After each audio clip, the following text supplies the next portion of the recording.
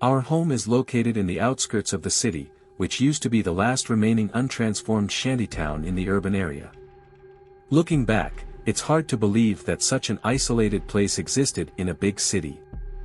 It's like an alternate dimension forcibly embedded in space, where we live with towering mountains overhead and crystal-clear river water underfoot, each household leading a self-sufficient life.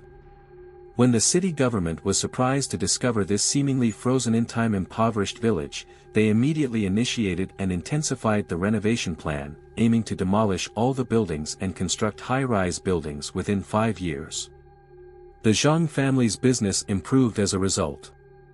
The current boss is named Qi, who looks to be in his 50s, without a wife, only a 7-year-old son. The people in the village call him Boss Zhang when seeking his help, although it goes against their true feelings.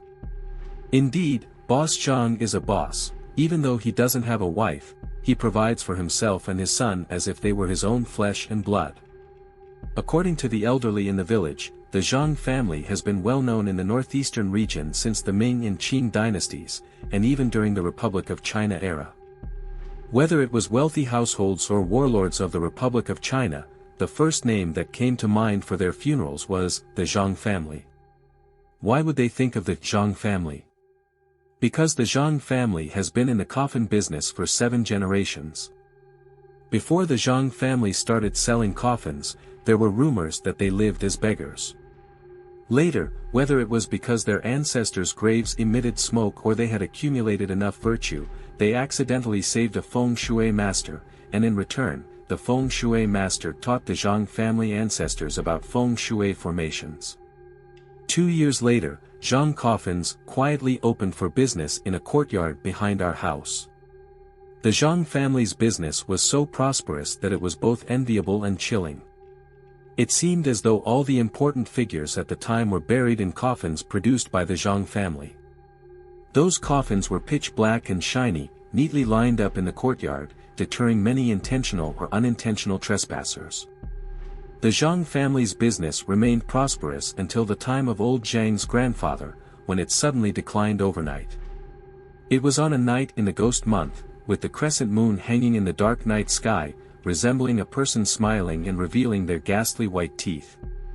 The north wind, mixed with gravel, made the doors and windows rattle. Old Zhang's grandfather sat by the Kong, drinking and chatting with a neighbor who had a good relationship with the village, and before they knew it, they were both quite drunk. Old Zhang's grandfather felt his ears tingling, his eyes bulging, and his tongue numb from the alcohol. Suddenly, he laughed and beckoned to his drunken friend across from him. "Lousy, do you want to know how I made my fortune? It's not just me, the whole village is going crazy trying to figure it out. But your fortune, I don't think an ordinary person could achieve it." "Tisk, you're right about that. This fortune of mine, without a strong fate, you can't achieve it, without good luck, you can't achieve it, without righteous energy, you can't achieve it." "Then tell me, how did you achieve it?" "Hee, really want to know?" Old Zhang's grandfather took another sip of wine. "Then I'll tell you. Have you seen the coffins in the courtyard? They've actually been pre-ordered a long time ago." "Pre-ordered?" "They pre-ordered their own coffins before they died." Lousy felt dizzy and swollen-headed. Silly Lousy, who in their right mind would pre-order a coffin for themselves when they're alive? "Those are all pre-ordered after death." "After death?" "Yes, after death. For over 40 years, I've never had a peaceful night's sleep. Before the rooster crows, just lie on the Kong and listen carefully, the sound of sighs, footsteps, and then, there's the sound of the coffin lid being pushed, as if someone is scratching at the core of your heart. When all the sounds quiet down, I wear this ancestral jade, get off the Kong, and check which coffin has been moved. I silently recite the Buddhist chant 3 times in my heart, then push the coffin lid back to its original position, and that seals the deal. The next day, that coffin is sure to be sold. Just 3 days ago, the big fire at the Lao Qian family, it burned a family of 13, and it kept me busy all night. Old Zhang's grandfather had just finished speaking and fell into a deep sleep, while Laosi was so scared that he sobered up from the alcohol, and his legs even started cramping.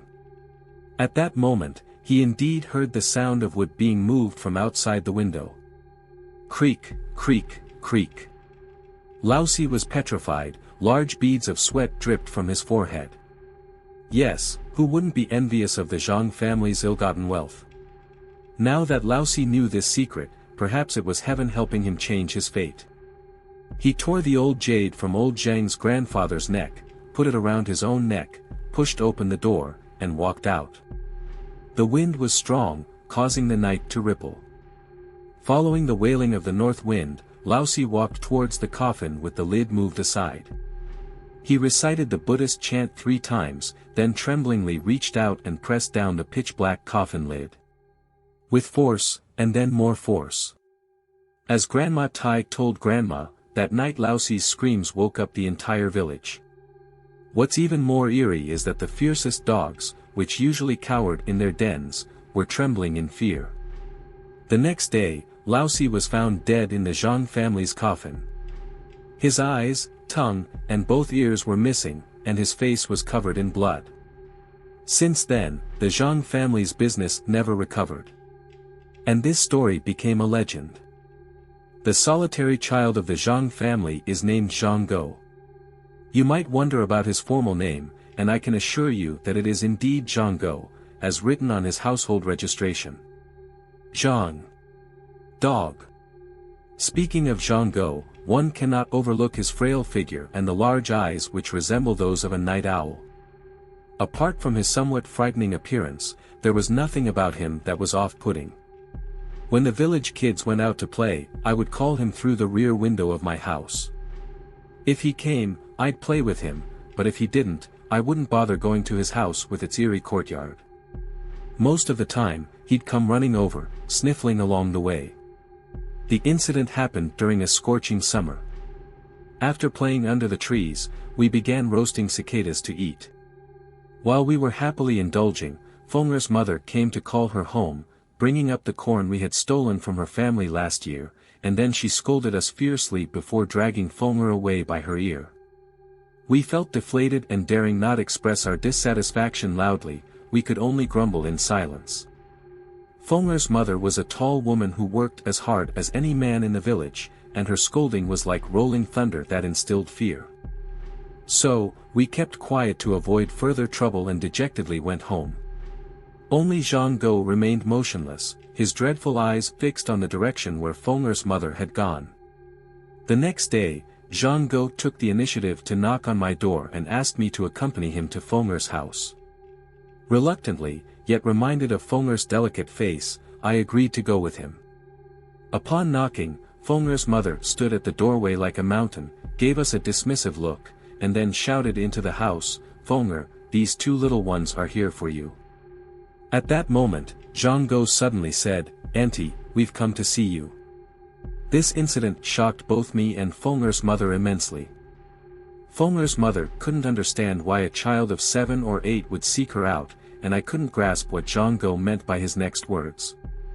His words filled me with terror. He said, "Auntie, you better choose a coffin for yourself." That day, I was so scared that I lost a shoe. After returning home, I vowed never to deal with Zhang again. Yet, something even more horrible happened. A few days later, Feng'er's mother died. Her body was found in the river, naked as if she were a giant white balloon floating on the surface of the water. Shockingly, Feng'er's mother had somehow pre-ordered her own coffin from Zhang's Coffins.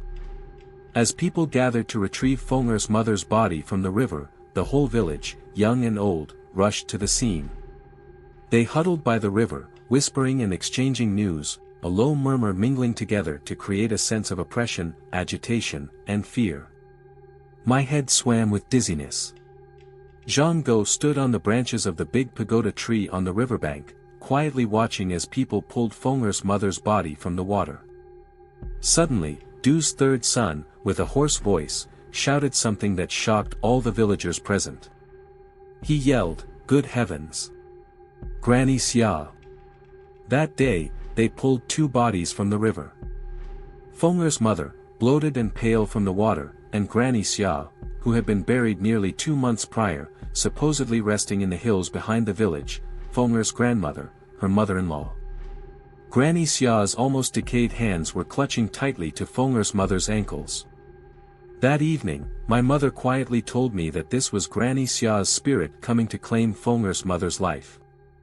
Fenger's father had passed away early, she had no grandfather, only a grandmother who was paralyzed and bedridden. In those times, a crippled elderly person, unable to work and more of a burden than even a pestilence, brought about despair, worry, and fear. Fenger's mother endured for 5 years before finally taking action. On the night Granny Xia was poisoned to death by Fenger's mother, Uncle Air from the Wang family said he saw old man Zhang leading Zhang, carrying a snowy white lantern, stagger from the coffin shop to the doorstep of Fenger's home and then back again. People say that resentful spirits easily get trapped at their place of death, and unless the time is right, neither Oxhead nor Horseface will come to lead them away, so these spirits seize the opportunity to cause harm. I think Fenger's mother likely called on old man Zhang to lead away Granny Xia's spirit. On the day of Fenger's mother's funeral, Zhang and I had sneaked a peek at the entrance of the mourning hall where Granny Xia's exposed feet appeared gaunt and purple. Zhang, pointing at the coffin underneath Granny Xia, whispered, "Granny Xia told my dad not to seal her in too tightly, she always felt like she couldn't breathe." I just glared at him then. At Granny Xia's funeral, Fenger's mother knelt before the spirit tablet, weeping so loudly it shook the heavens. My mother sighed, "Whatever is owed is always to be repaid." Half a year after Fenger's mother's burial, people gradually stopped speaking of her. In the seemingly endless journey of life, her death was like a gust of cold wind in the depths of winter, passing through with a howl that made one shiver and pull their collar tight, but life, as always, had to go on. I never told my mother that, not long after Fenger's mother had passed away, I had encountered Zhang by the riverside. He still stood motionless on the pagoda tree branch, gazing into the middle of the river. I mustered the courage to call him down from the tree and asked shakily how he had known that Fenger's mother would die. He paused for a moment, then answered, "I can see it." "See what?" "See it." Granny Xia was lying on Fenger's mother's back every day, constantly asking, "What medicine did you give me? What medicine did you give me?" Zhang looked at me, muttering over and over, his dark pupils reflecting my horrified expression. It was as if through his eyes, I could see in the middle of the river behind me, Fenger's mother carrying Granny Xia on her back, step by step, moving toward the opposite shore. Everyone in the village knew that Uncle Li had struck it rich, but nobody could clarify exactly how. Whether acquired through plunder or stealth, his new car caused a stir upon its return to the village. The very first thing Uncle Li did upon his arrival was to visit old man Zhang's house, and then he disappeared for a long while. Hence, many speculated that Uncle Li's fortune was intricately linked to old man Zhang. Later on, Uncle Li built a road in the village. My father said that Uncle Li was the benefactor of our entire village, and constructing the road was his act of grace. Initially, Uncle Li was just an ordinary construction worker, doing the toughest jobs, earning the bare minimum wage, living the most hopeless of days. What truly brought about Uncle Li's overnight wealth was the Ningyan residence in the west of the city. Ningyan residence was a notorious place of ill repute. There was once a crew filming a paranormal show there, but the footage never aired. Some said the crew that filmed there met with misfortune, even death, but who could say for sure? Years later, I paid the place a visit. The complex was quite spacious, as quiet as a graveyard. 7 large buildings were arranged in a curve, facing a rectangular fountain, resembling a huge coffin lid. Occasionally, you could see an elderly person sitting by the fountain, leaning on a cane, staring blankly at the passers-by on the roadside. Yet, this sinister spot gave Uncle Li a fortune he could never spend in several lifetimes. As to what happened and whether old man Zhang played a significant role in it, I suppose nobody besides the parties involved could clarify. However, Zhang once confided in me mysteriously, bargaining for me to take him river shrimp fishing, before Uncle Li made his first fortune, he sneakily brought back from the city a coffin freshly unearthed for old man Zhang to help point the way. It was a baby's coffin no more than half the length and width of a person, made from wood struck by lightning and soaked in dog's blood until it was a vivid red. Zhang told me with a mixture of smugness and eagerness, "My dad said Uncle Li wants to raise a little ghost." Not long after Uncle Li returned to the village, he disappeared. Nobody knew where he went. He evaporated like a droplet of water on a hot skillet. Later, Uncle Li's wife in the city filed a police report, and the police descended upon the village en masse, scouring the village and the surrounding hills with dozens of officers, but they found no trace of Uncle Li. The incident thus concluded unresolved. We kids continued to play happily every day, but we didn't play with Zhang anymore. Our dislike for him grew, and apart from dislike, I also began to fear him. That night, I slept restlessly. Closing my eyes, I felt as if something was pressing down on me, red, black, blue. Dense and suffocating. Amidst the chaos, someone called my name. The voice was high, then low, near, then far, jolting me awake in fright. It turned out to be Zhang calling me from beneath my back window. I ignored him, tossing and turning, trying to sleep.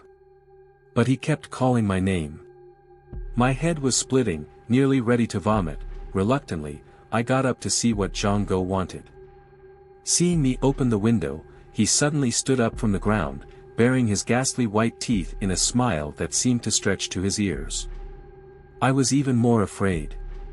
He said, Nyor, my dad says the most valuable thing in this world is a secret. I'll tell you a secret if you play with me." As he spoke, he laboriously dragged something out from the shadows in front of me. It was an object glinting ominously with dark light amidst blood red, the dog's blood-soaked coffin. My hair stood on end, nearly piercing through my clothes, my body numb, ears buzzing. I wanted to scream loudly but felt as if something was strenuously holding it back, leaving me only to stare wide-eyed.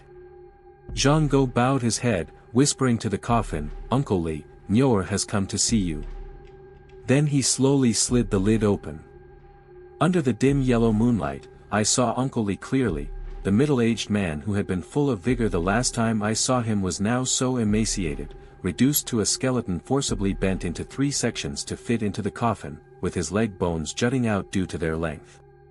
He was tightly clutching a lump of flesh and blood, a bloody, skinless dead infant. Its head was twice the size of its body. I could even see the blue-purple veins on the baby monster's scalp. It began whimpering softly at first, wriggling in Uncle Li's arms, and then suddenly broke into a high-pitched, giggling laugh. That peculiar infantile laughter pierced from my left ear straight through my brain like a drill. That sound filled the world. In the coffin, Uncle Li's eyes suddenly opened, his decaying eyeballs swiftly rolling, showing nothing but white.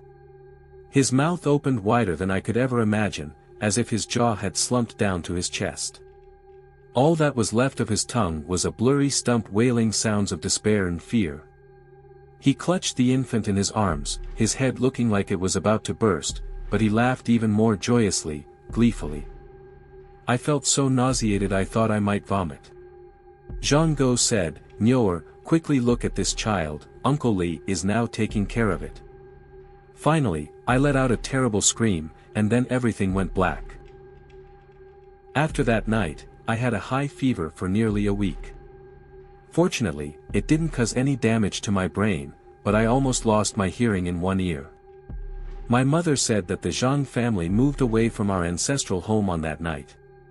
Zhang had stood at our doorstep for a long time before he was forcibly taken away by old man Zhang. Strangely, my mother did not mention the horrific scene I witnessed that night, merely saying I had babbled nonsense due to the fever which might have been influenced by some force, so a semi-divine practitioner was called to perform a ritual to calm things down. Looking at my mother, I suddenly burst into tears. Decades have now passed, and reflecting on those events, I've started to doubt whether it was just a nightmare of my childhood. Yet, I still remember the signboard of Zhang's Coffins, and Zhang's terrifyingly large eyes continue to haunt me. How strange the world is. There are people like ghosts and stories shrouded in mystery. And there stands Zhang's Coffins, at the intersection of the ghostly and the worldly, the answer and the story, enduring for a long time, perhaps to stand forever. I once ran into Zhang by chance at a street corner. He was still lean, with eyes as dark as a night owl's. He nodded slightly at me, and I pretended not to see him, darting away quickly around the corner. That was the last time I saw him.